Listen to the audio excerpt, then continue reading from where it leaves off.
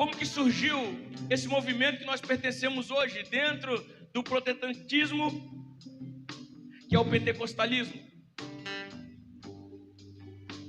E você vai conseguir encontrar dois homens como os pais, os grandes responsáveis do início desse Pentecostes.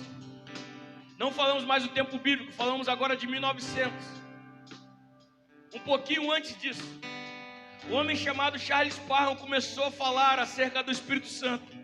Começou a falar sobre os dons sobrenaturais que estavam contidos na Bíblia, mas que muitos não falavam mais e não pregavam mais acerca disso. Deus usava ele em uma das cidades dos Estados Unidos, enquanto em outro lugar estava um outro homem chamado William Seymour. William Seymour também tinha muita sede de Deus, mas ele tinha pouco acerca da revelação do Espírito Santo. Ele tinha pouco acerca da revelação do Espírito Santo, mas esse homem orava 5 horas por dia, todo dia, irmão. 5 horas por dia.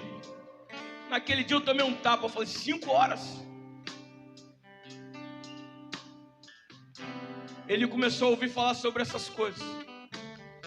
Uma mulher foi visitar a família, e a família era da igreja desse William Seymour. Ouvindo ele ministrar, ela pagou uma passagem para que ele pudesse ir até a igreja dela, nessa cidade onde o outro pastor, o Charles Spurgeon, estava.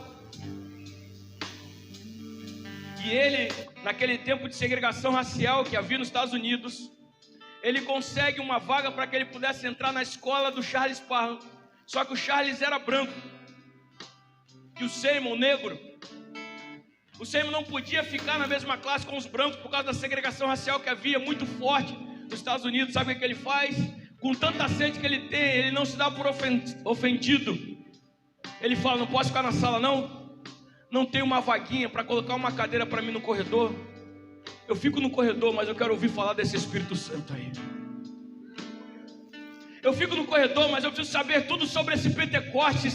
Eu preciso saber tudo sobre o dom do Espírito Santo. Eu preciso saber tudo porque eu preciso dele.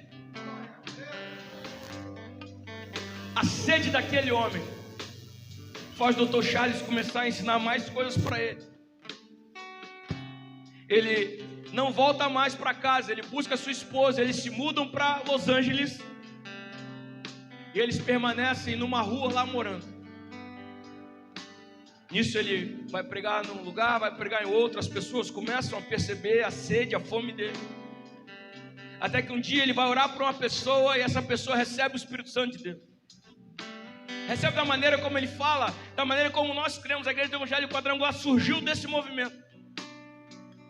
Sobre o falar em línguas como uma evidência de receber o batismo do Espírito Santo. Aquela mulher falou em línguas. O Seymour não tinha ainda recebido o batismo, mas quando ele viu as pessoas recebendo, ele falou, eu também preciso, eu estou ministrando algo que eu não tenho ainda, eu preciso disso. Então a sede dele era tanto, que agora ele não orava apenas mais 5 horas.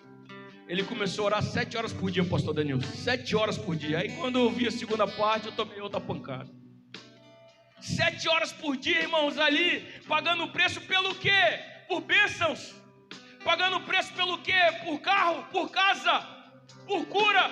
Não, ele era caolho, ele era cego de um olho. O que ele queria era o Espírito Santo de Deus. 7 horas por dia, todo dia Simone, todo dia Ricardo, todo dia Dilson, todo dia Thalita, todo dia Anderson, todo dia Jaqueline, 7 horas buscando o Espírito Santo.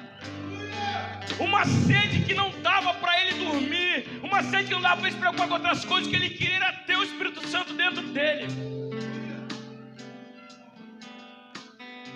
E às vezes a gente ora 10 minutos, começa a olhar no relógio e fala, acho que o relógio parou, deixa eu ver aqui. Vou reiniciar o celular porque eu acho que ele travou. 10 minutos de joelhos e fala, nossa, eu estou todo quebrado aqui, todo encravado. 7 horas aquele homem orava, irmão. A casa dele começou a encher de pessoas, porque as pessoas queriam ouvir o que ele falava. A ponto da casa dele se tornar praticamente uma igreja, um movimento começa ali. E aí aquela casa fica pequena, eles então decidem se mudar e fundar realmente uma missão. Eles vão para um lugar chamado Rua Azusa. E talvez daí para lá você comece a ouvir mais acerca disso.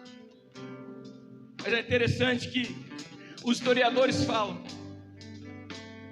que assim que eles se mudaram, as pessoas foram lá na casa para poder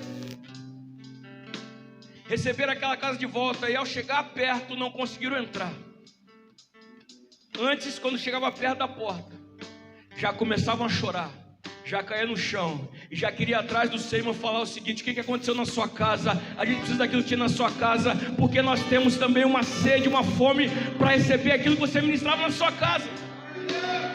Mas o que eu ministrava eu não sei, mas eu sei que aquilo que você tinha lá a gente quer aqui também, aquilo que você buscava a gente quer também, porque a gente chegou lá, mas algo invadiu nosso coração, e a partir disso a gente precisa de mais.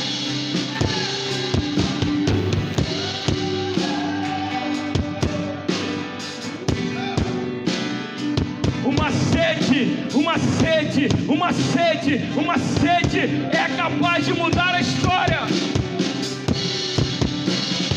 Segura, Jalgue, segura. Quando eles chegam na rua Azusa, ali começa a missão, e a partir disso o Pentecostes é derramado sobre as pessoas. As pessoas viajam de todas as cidades dos Estados Unidos, de outros lugares. É interessante que eu descobri uma coisa: a igreja nunca foi grande, irmãos. A comunidade de fé lá era de 50 a 60 pessoas, mas o que Deus derramava lá incendiou fogo para as nações inteiras. Você conhece a Assembleia de Deus? Pois é, começaram através do movimento da Rua Azusa. Você conhece a Comunidade Cristã do Brasil, a Congregação Cristã do Brasil? Pois é, começaram da Rua Azusa. Conhece a Igreja do Evangelho Quadrangular? Pois é, começamos a partir desse movimento. Tudo por causa da sede de um homem, e a sede dele para um povo pequeno fez com que o mundo inteiro pudesse saber que Jesus Cristo continua agindo, que o Espírito Santo de Deus continua vivo, e que ele vem aos corações daqueles que têm sede e fome dele. Se você tem sede, se você tem fome, ele vai vir de acordo com o seu apetite.